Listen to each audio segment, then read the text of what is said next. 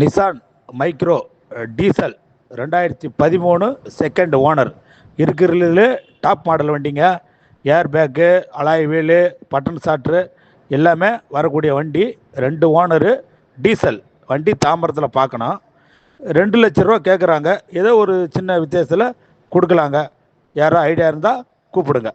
வண்டி தாம்பரம்.